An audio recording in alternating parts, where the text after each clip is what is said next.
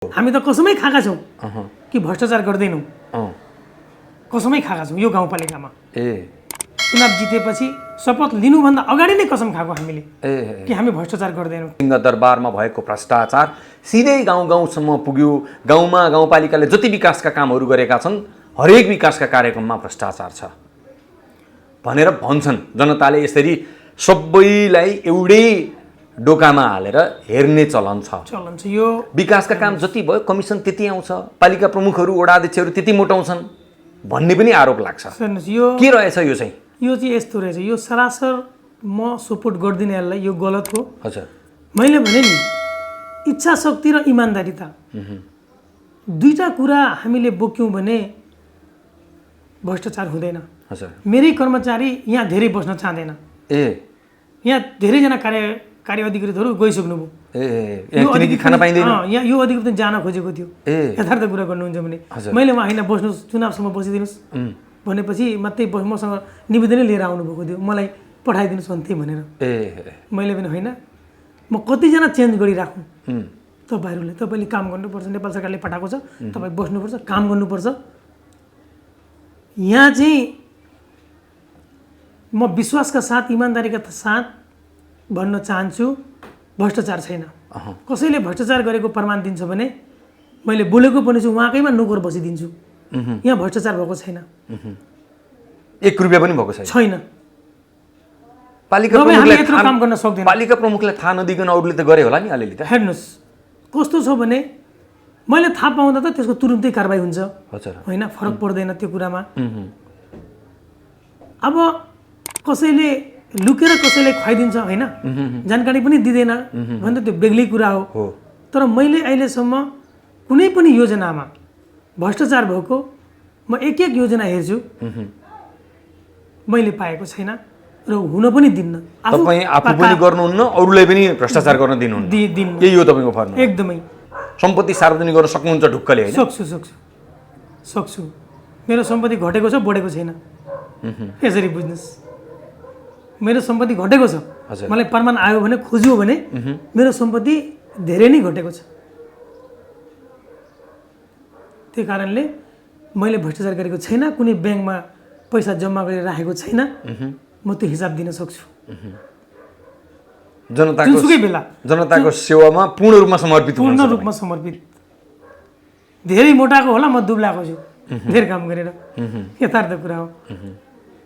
अब यो पहिला बरु निरोगी थिए, अहिले धेरै मेहनत गरेरै होला, सेवा दिएरै होला, रोगी पनि भएको छु, त्यो स्थिति छ। उपलब्धिका कुरा गर्नुभयो, यो त सम्भवै छैन। पालिकासँग आन्तरिक स्रोत छैन, प्रदेश सरकारले दिने पैसा थोरै हुन्छ, त्यो सामान्य प्रशासनिक खर्च र तलब भत्तामा मात्रै सीमित हुन्छ। विकासको लागि त सामान्य मात्रै बजेट आउँछ, 20 देखि 25% मात्रै हो, त्योबाट गर्नै सकिँदैन भन्छन्। तपाईँले कसरी गर्नुभयो यो? हेर्नुहोस् यस्तो हुन्छ, अब इच्छा छ भने सम्भव छ, तपाईँको इच्छै छैन भने सम्भव छैन। हामीले कचन कवलमा बाटाघाटा मात्रै होइन, पूर्वाधारको काम सँगसँगै यी अन्य कामहरू शिक्षामा, स्वास्थ्यमा, कृषिमा पनि हामीले लगानी गरेर धेरै माथि उठाएका छौँ कचन कवललाई। र वास्तवमा कचन कवललाई ब्याकवर्ड एरिया भन्थ्यो पहिला। यता एकचोटि आएपछि अर्कोचोटि आउने मान्छेको इच्छै हुँदैन थियो, यस्तो थियो यहाँको बाटाघाटाको अवस्था। होइन, झापा जिल्लाको कर्णाली भन्दा रहेछ नि यो ठाउँलाई? हो, झापा जिल्लाको कर्णाली नै थियो यो। तर हामीले 5 वर्षमा यसलाई परिवर्तन गरेर देखाएका छौँ। मुहार फेरिदिनु भयो? एकदमै छ। भनेपछि यो पालिका प्रमुखको इच्छा शक्तिको उपलब्धि हो। इच्छा शक्ति हुनुपर्छ। अहिले म जनतासँग सिधै प्रश्न गर्छु, कचन कवलमा विकास भएको छ कि छैन? तपाईँको चित्त बुझेको छ भने चित्त बुझेको छ। कसैले नाइ भन्न सक्दैन, कसैले नाइ भन्न सकेको छैन। इमान्दारीपूर्वक भन्नुहोस्, अरू पार्टीकोलाई पनि, कङ्ग्रेस एमालेलाई पनि सोद्धाखेरि विकास भएको छ, तर के गर्ने, हामी त विपक्षी, हामीले विरोध गर्नै पर्छ भन्नुहुन्छ उहाँहरू। राम्रो कामको पनि प्रशंसा गर्न सक्ने त्यो क्षमता छैन। अब व्यक्तिगत भेट्दाखेरि काम त गर्नुभएको छ भन्नुहुन्छ, तर के गर्ने, हामी विपक्षी हो, विपक्षीले त विरोध गर्नै पर्छ।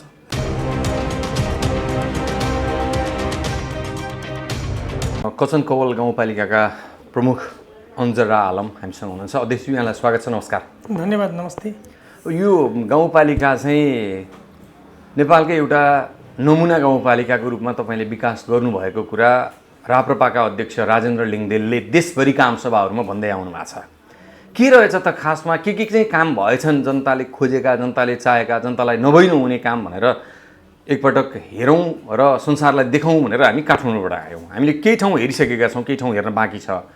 यो बिचमा हामी यहाँसँग संक्षिप्तमा कुराकानी गर्न चाहन्छौँ। यहाँको यो 5 वर्षे कार्यकाल जनताले खोजे जस्तो, जनताले जे चिजमा चाहिँ फोकस गरेका थिए यो चाहिँ पालिका प्रमुखले गरून् भनेर शिक्षा, स्वास्थ्य, रोजगारी, खानेपानी लगायतका काममा तपाईँले कसरी समय व्यतीत गर्नुभयो, उपलब्धि हासिल गर्नुभयो? धन्यवाद। कचनकवल वास्तवमा नेपालकै होचो भाग, हजुर, पूर्व दक्षिणमा भारतको सिमानासँग जोडिएको यो गाउँपालिका एकदमै पिछडिएको गाउँपालिका हो। यहाँ यातायातका कुनै बाटाघाटा थिएन, यातायातको लागि बाटै थिएन। तपाईँ बाटै थिएन, यसरी बुझ्नुहोस्। ओहो, यहाँबाट भद्रपुर हजुर जानलाई 3 घन्टाको टाइम लिनु पर्थ्यो, त्यो स्थिति थियो यहाँ। अहिले कति भने टाइममा हरेक पुगिन्छ? अहिले 20 मिनटमा पुगिन्छ। 20 मिनटमा पुगिन्छ। ओहो, भने यहाँ हरेक गाउँमा मैले त्यतिखेर बोलेको थिएँ, हरेक गाउँमा एम्बुलेन्स पुर्याउने, कुनै पनि अकालमा परेका अथवा बिरामी भएका मान्छे हिजो जुन अवस्था थियो यहाँदेखि भद्रपुर पुर्याउँदा बाटोमै ज्यान जाने स्थिति थियो, हजुर, त्यो स्थिति अहिले छैन। अहिले पुर्याउनु भयो टोलमा अहिले एम्बुलेन्स हामीले पुर्याउनु भयो? टोलमै एम्बुलेन्स पुर्याउने बाटो बनाइदिएका छौँ, पुल पुलैसा बनाइदिएका छौँ र एम्बुलेन्स हरेक बस्तीमा पुग्छ अहिले। जबकि मेन जहाँ कचनकवल गाउँपालिकाको अफिस छ बनियानी, हजुर, यहाँ गाउँबाट आउन घन्टौँ लाग्थ्यो, त्यो स्थिति थियो। अहिले गाउँमा मोटर पुर्याइदिनु भयो तपाईँले? अहिले एकदमै सानो यो चोकमा टेम्पू, रिक्सा, भ्यान थिएन। ए, हामीले यो 5 वर्ष यता हरेक टोलमा सिटी बाइकहरू शुद्ध पुग्ने बाटो बनाइदिएका छौँ। यातायातको सवालमा भने शिक्षाको सवालमा हामीले 12 क्लाससम्म फ्री गरेका छौँ। सबै सरकारी स्कुलमा सबैमा 12 कक्षासम्म फ्री फी तिर्नु पर्दैन, फी हामीले तिरिरहेका छौँ। भने बाल क्लासहरू, नमुना बाल क्लासहरू बनाएका छौँ। हजुर, र हरेक हाई स्कुलमा कम्प्युटर शिक्षा अनिवार्य गरेका छौँ शिक्षाको सवालमा। किनकि अहिलेको युगमा कम्प्युटर अथवा यो अहिले इन्फर्मेसनको युग हो होइन, यो युगमा डिजिटल युग हो। यो युगमा कम्प्युटरसम्म नजान्ने व्यक्ति चाहिँ धेरै पिछा पर्छ होइन। त्यो कारणले हामीले हरेक विद्यालयमा कमसेकम कक्षा 10 पास गर्दाखेरि उसले कम्प्युटर सम्बन्धी धेरै थोक जानिसकेको हुन्छ। हजुर, त्यो कारणले कम्प्युटर शिक्षा, कम्प्युटर ल्याबहरू नै राखिदिएका छौँ हामीले। स्कुलमा कम्प्युटरहरू दिएर त्यहाँ शिक्षकको पनि व्यवस्था गरिदिएर हामीले कम्प्युटर शिक्षा हरेक स्कुलमा लागू गरेका छौँ। त्यो कम्प्युटर टिचरलाई गाउँपालिकाले नै तलब भत्ताको व्यवस्था गरेको छ। हजुर, शिक्षाको सवालमा र हामीले प्राविधिक शिक्षालाई पनि जोड दिएका छौँ। हेर्नुहोस्, शिक्षा 2 खालको छ नेपालमा, 2 प्रकारको। हजुर, प्राविधिक शिक्षा र सैद्धान्तिक शिक्षा। नेपालमा अहिलेसम्म बेरोजगार उत्पादन भएको मेन कारण भनेको सैद्धान्तिक शिक्षाले हो। प्राविधिक शिक्षा नभएर आज नेपालमा धेरै बेरोजगारहरू उत्पादन भएको छ। शिक्षा त लियो तर इतिहास लियो भने, कसैले पोलिटिकल साइन्स लियो मानौँ तर उसँग कला छैन। हजुर, होइन, यो सैद्धान्तिक शिक्षा हो। कला भनेको जस्तै मानौँ हेल्थ एसिस्टेन्ट, ल्याब एसिस्टेन्ट होइन, टेक्निसियनको कुरा, ल्याब टेक्निसियन होइन, कृषिको कुनै टेक्निसियन होइन, स्वास्थ्यको अरू अब अहेब अनोमी, यस्तो क्लासहरू नेपाल सरकारले पहिलादेखि, यानि प्राविधिक शिक्षा पहिलादेखि नै लागू गरिदिएको भए आज यो बेरोजगारको समस्या यत्रो आउने थिएन देशमा। र अर्को कुरा के भने सैद्धान्तिक शिक्षाले चाहिँ बेरोजगार सिर्जना गर्छ भने प्राविधिक शिक्षाले रोजगार सिर्जना गर्छ। हामीले प्राविधिक शिक्षालाई मध्यनजर गरेर कम्प्युटर शिक्षाहरू लागू गरेका छौँ र एउटा विद्यालयमा हामीले कृषि प्राविधिक विद्यालयको पनि स्थापना गरेका छौँ र सुरु गरेका छौँ त्यहाँ। र हाम्रो अरू पनि प्लानहरू हाम्रो गुरु योजनामा रहेछ कि हामीले 5 वर्षको एउटा गुरु योजना छ भने 20 वर्ष अर्को गुरु योजना छ कचनकवल गाउँपालिकाको जुन 20 वर्ष गुरु योजनामा शिक्षालाई प्राविधिक शिक्षामा बढी जोड दिने भन्ने हाम्रो प्लान हो भने कृषिलाई उत्पादन बढाउने कृषि मार्फत रोजगारी बढाउने जस्तै कृषि फर्महरूको सिर्जना गर्ने हजुर र कृषिको क्षेत्रमा उत्पादन बढाएर बजारीकरण गर्ने दुध चिस्यानहरू पनि पनि हाम्रो नीति रहेको छ भने उत्पादन गरेको चिजको बजारीकरण गर्ने पनि हामीले नीति लिएका छौँ र साथै कृषिमा हामीले हरेक किसान जसले खेती गर्छ उहाँहरूलाई मोटर बोर्डिङ दिएर पनि प्रोत्साहन गरेका छौँ। हैन जनताले नीति बुझ्दैनन् कि जनताले त व्यवहारमा के भइरहेछ भन्ने कुरा मात्रै बुझ्छन्। के देखियो त अन्जरा आलमको पालामा के चाहिँ अनुभूति गर्न पाइयो त भन्छन्। अनुभूति गर्न पाइने अरू के गर्नुभयो? हामीले हेर्नुहोस् अनुभूति गर्ने पाउने नेपालकै होचोबाग भएको हुनाले यहाँ डुबानको पनि स्थिति थियो। हजुर डुबान प्रत्येक वर्ष अब बाढी आउँछ र डुब्छ र हामी घरबार छोड्नुपर्छ भनेर मान्छे तयार भएर बस्नुपर्थ्यो त्यो स्थिति हो। अहिले हामीले मेचीलाई तटबन्धन गरेर डुबान एकदमै कन्ट्रोल गरेका छौँ निर्मूलै भनौँ त्यसलाई हामीले एकदमै कन्ट्रोल गरेका छौँ। अहिले डुबान हुँदैन 3 वर्षदेखि। हजुर मेचीलाई पक्की तटबन्धन र कच्ची तटबन्धन गरेका छौँ हैन। यो पनि एउटा अनुभूति गरिरहेको छ अहिले यहाँको जनताहरूले कि हामी प्रत्येक वर्ष डुब्नु पर्थ्यो हाम्रो बाली नाली नष्ट हुन्थ्यो हामी घरमा बस्न सक्दैनौँ थियो हैन। 2-4 दिन घर छोड्नु पर्थ्यो बाढी आएको बेला कहिले पानी लगातार पानी पर्यो भने अब बाढी आउँछ भन्ने तयार भएर घरबाट बाहिर निक्लिने स्थिति थियो त्यो पनि हामीले कन्ट्रोल गरेका छौँ अहिले भने। हाम्रो गाउँपालिका चाहिँ अहिले जुन पनि अहिले अफिसियल कामहरू हुन्छ यो सबै अफिसियल काममा हामीले इन्फर्मेसन टेक्नोलोजी यस्तै अनलाइन सिस्टममा सबै काम हामीले अगाडि बढाएका छौँ। सबै काम अनलाइन सिस्टमबाट हुन्छ यो कचनकवलमा? लगभग अहिले जस्तै पहिला बिल काट्थ्यो हैन हातले हैन। अहिले हामीले हरेक वार्डमा जब हातले बिल काट्थ्यो त्यतिखेर 20 लाख मात्रै आम्दानी थियो यो गाउँपालिकाको। जब हामीले अनलाइनमा हाल्दियौँ सबै बिल कम्प्युटरबाट कट्ने बनायौँ हैन रसिदहरू कम्प्युटरबाट कट्ने बनायौँ पैसाको बिल तिर्दा कम्प्युटरबाट गर्न लायौँ। अहिले हाम्रो कचनकवल गाउँपालिकाको करोडभन्दा नागेको छ आम्दानीको स्रोत। भनेपछि चुहावट त्यति धेरै रहेछ त्यो पनि हामीले कन्ट्रोल गरेका छौँ भने हामीले कचनकवल गाउँपालिकाको ऐलानी जग्गाहरू जस्तै झिलहरूलाई हामीले तलाउमा परिणत गरेका छौँ र त्यो तलाउहरूमा आफै पनि माछा पालन गरेर आम्दानीको स्रोत बढाएका छौँ।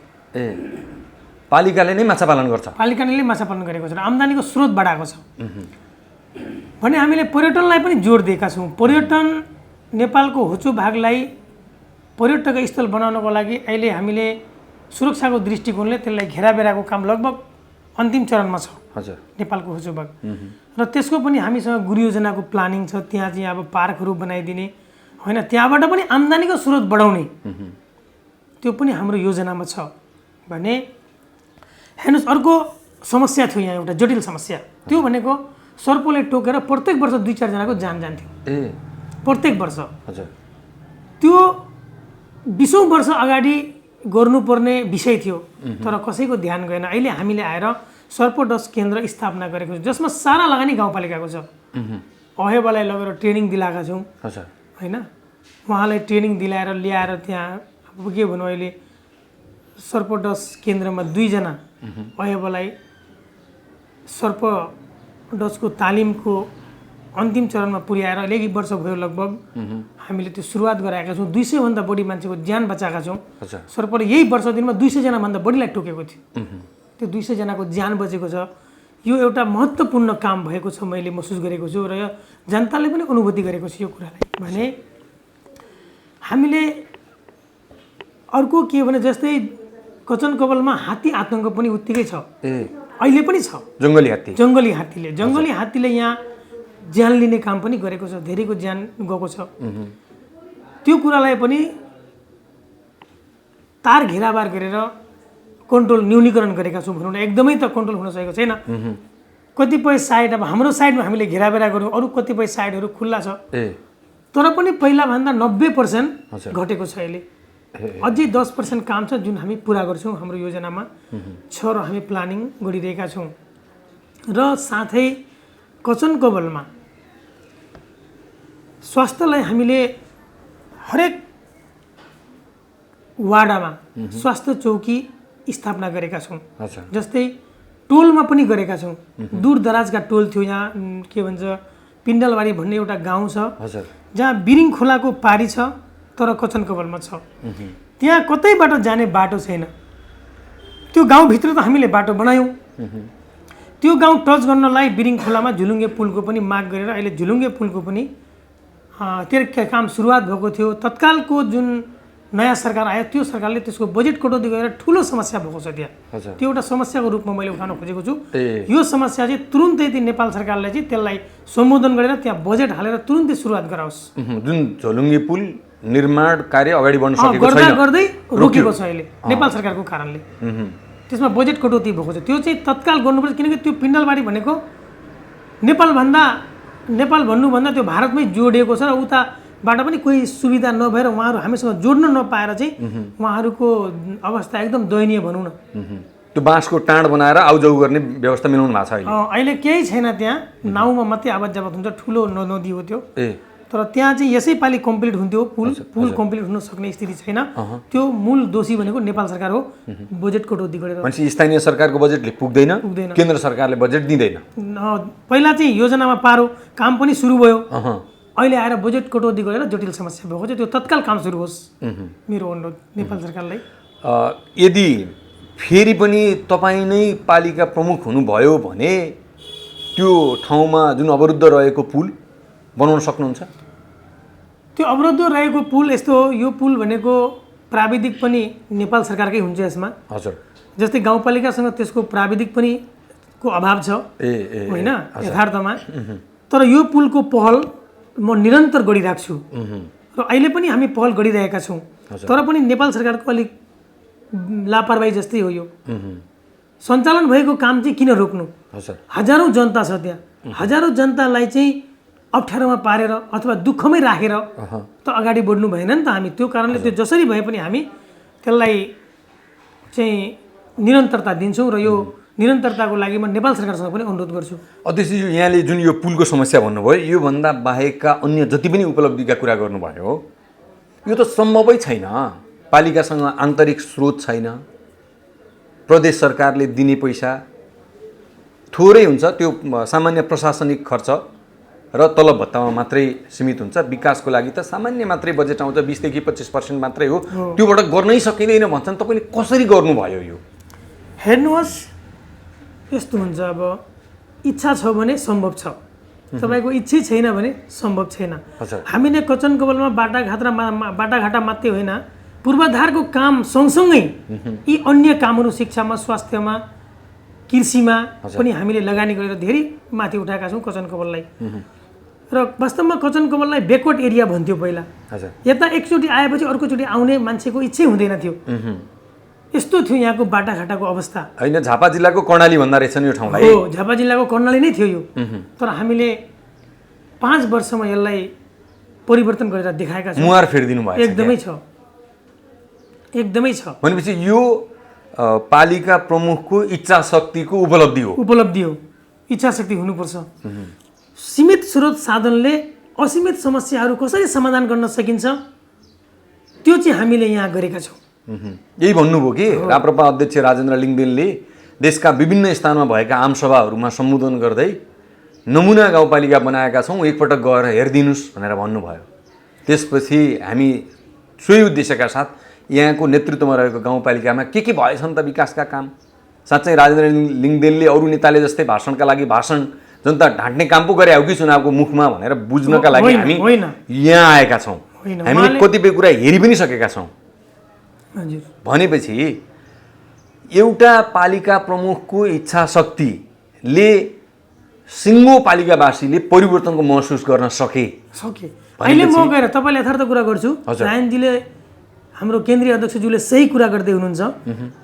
अहिले म जनतासँग सिधै प्रश्न गर्छु, कचन कवलमा विकास भएको छ कि छैन? तपाईँको चित्त बुझेको छ भने चित्त बुझेको छ।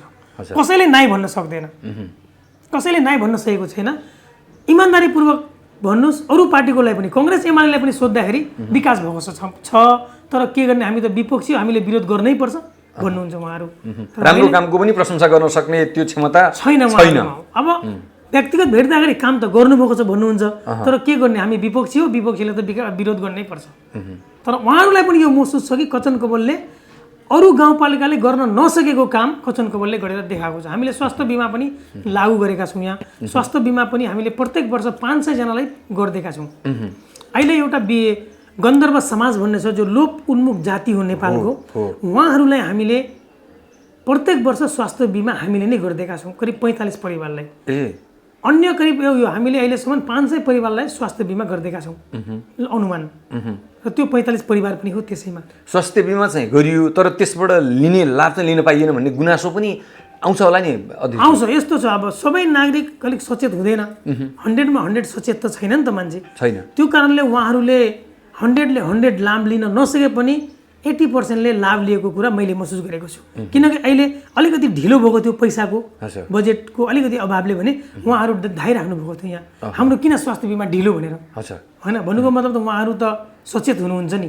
अनि मैले फेरि बजेट हालिदिएको छु उहाँहरूको बिमाको लागि। त्यो कारणले हामीले चौतर्फी कामहरू समेटेका छौँ सीमित स्रोत साधनले। जस्तै हामीले टेन्डर लाएपछि 1 करोडको इस्टिमेटमा आउँछ भने नेपाल सरकारको अथवा हाम्रो रेटमा, त्यसमा 40%, 38% बिलोमा लागेको छ। र त्यो 38% रकम हामीले अन्य काममा लगाउन सकेका छौँ। त्यो कारणले पनि यहाँ बजेट 38% बिलोमा जसले टेन्डर बिड गरेको छ उसलाई काम दिँदा उसले यहाँले भने जस्तै पालिकाले भने जस्तै क्वालिटीमा काम दिन सक्दो रहेछ, दिँदो रहेछ। म देखाउन सक्छु। तपाईँहरू पुल कल्भर्ट गएर हेर्नुहोस्, बिल्डिङहरू गएर हेर्नुहोस्, क्वालिटी दिएको छ। तपाईँ भन्नै सक्नुहुन्न त्यो काम कम असल छ भनेर। क्वालिटी हामी काम लिएका छौँ। अहिले गाउँपालिका भवन बन्दैछ, तपाईँ त्यहाँ गएर हेर्न सक्नुहुन्छ। त्यो पनि 37 कि 37% होला बिलोमा छ। भन्दै थियो मलाई त घाटा लाग्छ। मैले भने हामी त तपाईँसँग कमिसन मागेका छैनौँ नि, हामी त कसमै खाएका छौँ कि भ्रष्टाचार गर्दैनौँ। कसमै खाएका छौँ यो गाउँपालिकामा। चुनाव जितेपछि शपथ लिनुभन्दा अगाडि नै कसम खाएको हामीले कि हामी भ्रष्टाचार गर्दैनौँ। त्यो रकम हामीले जुन बिलोको रकम हुन्छ त्यसलाई फेरि अर्को काममा हामी लगाएको कारणले काम धेरै देखिएको हो। यथार्थ कुरा त्यो हो। अब यति बेला यो नयाँ व्यवस्था आयो, यो 15 वर्षको बिचमा सङ्घीय लोकतान्त्रिक गणतन्त्र, सिंहदरबार गाउँ गाउँमा पुर्याउने, कुनै पनि गाउँका जनतालाई प्रशासनिक सुविधाको लागि, प्रशासनिक सेवाको लागि झन्झट नहोस्, सेवा प्रवाह चाहिँ द्रुत गतिमा घरमै दिन सकियोस् भन्ने अभिप्रायले यो व्यवस्था ल्याइयो। तर सिंहदरबारमा भएको भ्रष्टाचार सिधै गाउँ गाउँसम्म पुग्यो। गाउँमा गाउँपालिकाले जति विकासका कामहरू गरेका छन् हरेक विकासका कार्यक्रममा भ्रष्टाचार छ भनेर भन्छन्। जनताले यसरी सबैलाई एउटै डोकामा हालेर हेर्ने चलन छ।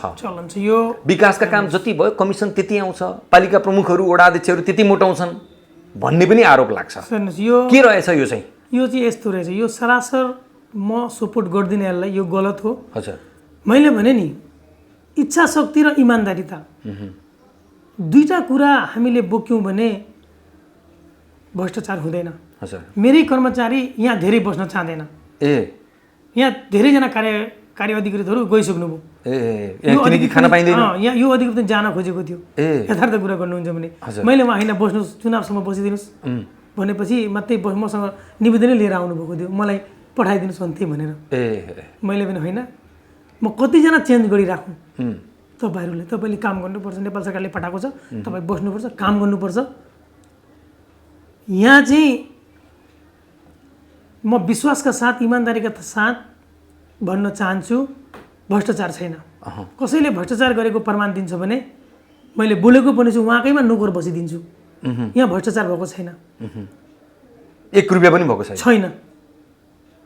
पालिका प्रमुखलाई थाहा नदिकन अरूले त गरे होला नि अलिअलि त। हेर्नुहोस् कस्तो छ भने मैले थाहा पाउँदा त त्यसको तुरुन्तै कारबाही हुन्छ, होइन? फरक पर्दैन त्यो कुरामा। अब कसैले लुकेर कसैलाई खुवाइदिन्छ, होइन, जानकारी पनि दिँदैन भने त त्यो बेग्लै कुरा हो। तर मैले अहिलेसम्म कुनै पनि योजनामा भ्रष्टाचार भएको म एक योजना हेर्छु, मैले पाएको छैन र हुन पनि दिन्न। तपाईँ आफू पनि गर्नुहुन्न, अरूलाई पनि भ्रष्टाचार गर्न दिनुहुन्न, यही हो तपाईँको फर्मुला? एकदमै। अब यहाँले पालिका प्रमुख हुनुभन्दा अगाडि पनि आफ्नो सम्पत्ति सार्वजनिक गर्नुभएको थियो होला। अब पालिका प्रमुखबाट समय सकिँदैछ, सम्पत्ति सार्वजनिक गर्न सक्नुहुन्छ ढुक्कले हैन? सक्छु। मेरो सम्पत्ति घटेको छ, बढेको छैन। यसरी बुझ्नुस्, मेरो सम्पत्ति घटेको छ, मलाई प्रमाण आयो भने खोज्यो भने मेरो सम्पत्ति धेरै नै घटेको छ। त्यही कारणले मैले भ्रष्टाचार गरेको छैन, कुनै ब्याङ्कमा पैसा जम्मा गरेर राखेको छैन, म त्यो हिसाब दिन सक्छु।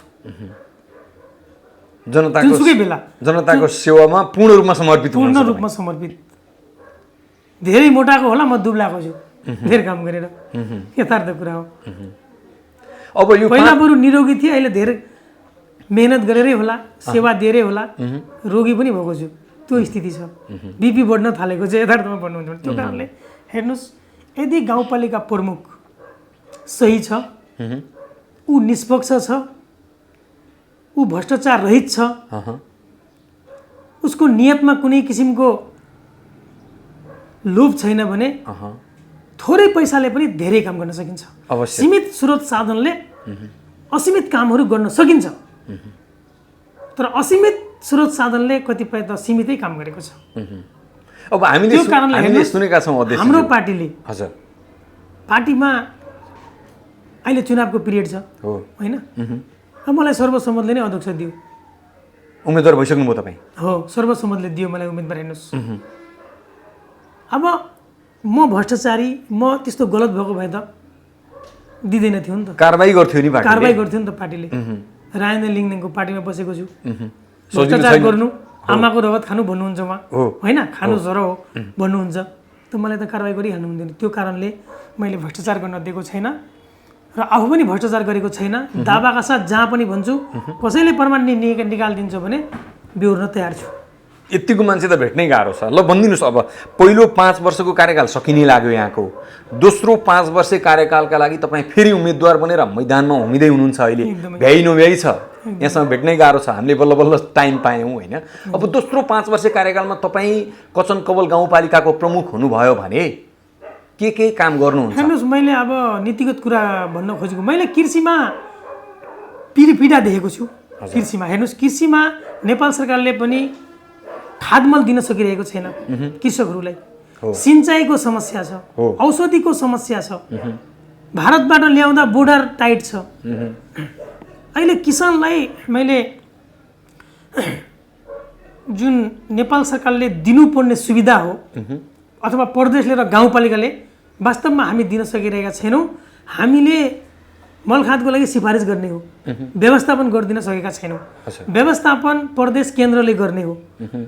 र मैले चुनाव जितेँ भने किसानको लागि महत्त्वपूर्ण कार्यक्रमहरू ल्याउँछु, जुन किसानहरूको जीवन स्तर माथि उठाउनको लागि उहाँहरूलाई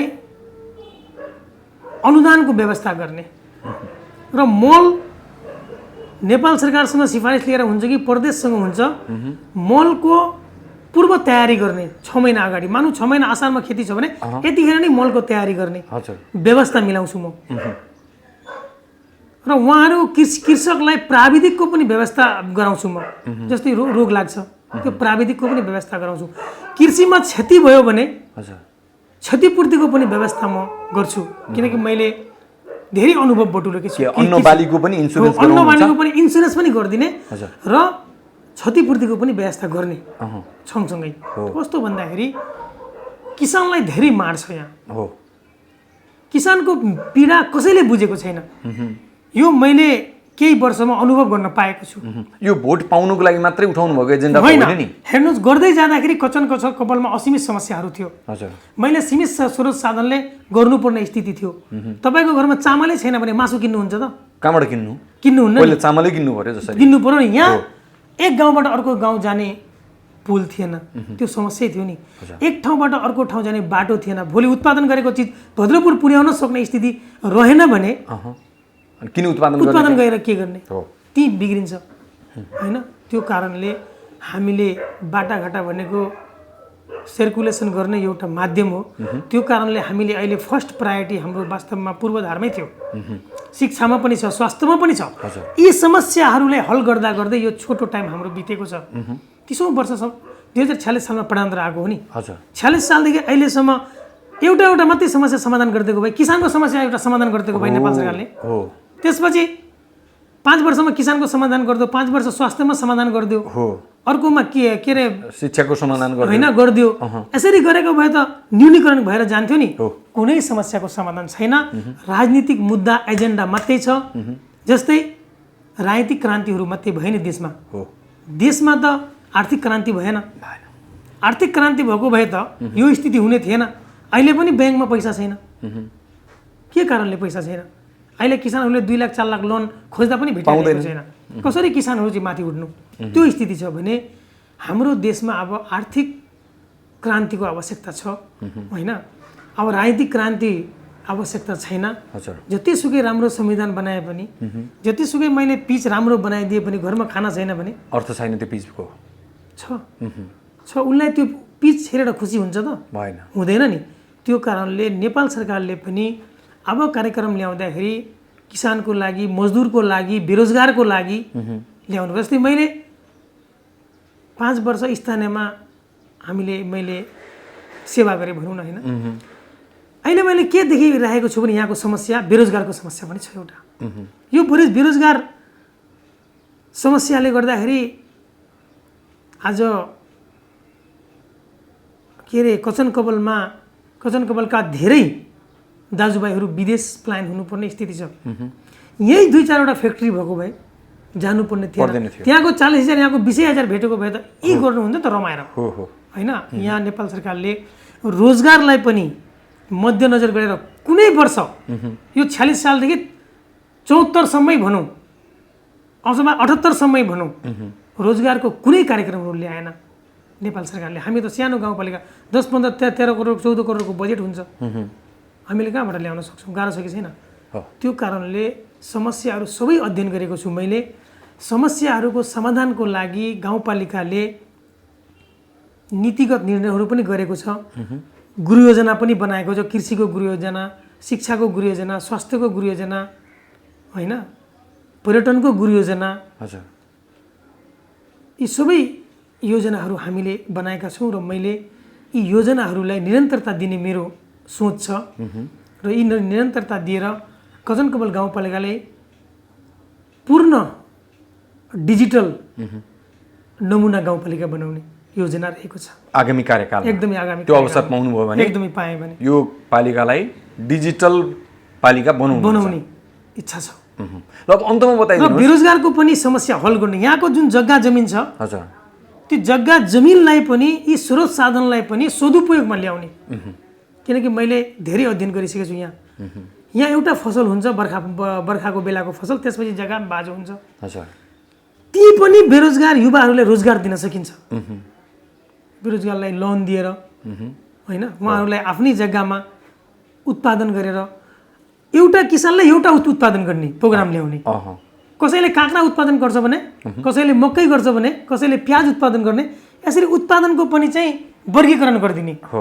त्यो मोडलले चाहिँ कृषिलाई पनि एउटा आधुनिकीकरण गरेर नमुना उत्पादन कार्यक्रम ल्याउने, प्राविधिकको व्यवस्था गरेर भन्ने मेरो सोचाइ छ कृषिमा। ल यो त यहाँको भिजन भयो, जुन आगामी कार्यकालमा अवसर पाउनु पर्यो यहाँले गर्नुहोला। यहाँको पार्टी अध्यक्षले अर्को एउटा कुरा भन्नुभएको छ, हाम्रो पालिकामा महिलालाई सुत्केरी भत्ता मात्रै होइन, पशु चौपाया पनि सुत्केरी भयो भने पोषणयुक्त खानेकुरा खान पाउन् भनेर 1000 रुपियाँ भत्ता दिने गरेका छौँ भनेर भन्नुभएको छ। सत्य हो यो कुरा? हाम्रो गाउँपालिकाले हजुर यो हाम्रोले होइन, रापरपाकै जितेको गाउँपालिका हल्दीबारीले गरेको छ। मैले चाहिँ भत्ता दिएको छैन, मैले कृत्रिम गर्भदान चाहिँ फ्री गरेको छ। मैले कृत्रिम गर्भदान फ्री गरिदिएको छ, पैसा तिर्नु पर्दैन। आज 3-4 वर्षदेखि त्यो कार्यक्रम लागू भनेपछि पशु चौपायाको जुन बच्चा जन्माउने एआई हो, त्यो विधिमा चाहिँ, त्यो अवस्थामा चाहिँ हल्दीबारीमा चाहिँ भत्ता दिइन्छ छ त्यहाँ। यो यहाँ कचनकवलमा यहाँ हामीले लागू गर्न सकिन्छ कि सकिँदैन? त्यो बाँकी रहेका अधुरा कामहरू पुरा गर्न पाउनु होला भन्ने अपेक्षा गरौँ र हामी स्थलगत रूपमा तपाईँले भनेका ठाउँहरू भ्रमणका लागि त्यहाँतर्फ प्रस्थान गर्छौँ। यो महत्त्वपूर्ण समय दिनुभयो, आभार व्यक्त गर्छौँ। बिदा हुन्छौँ, नमस्कार। धन्यवाद तपाईँलाई पनि।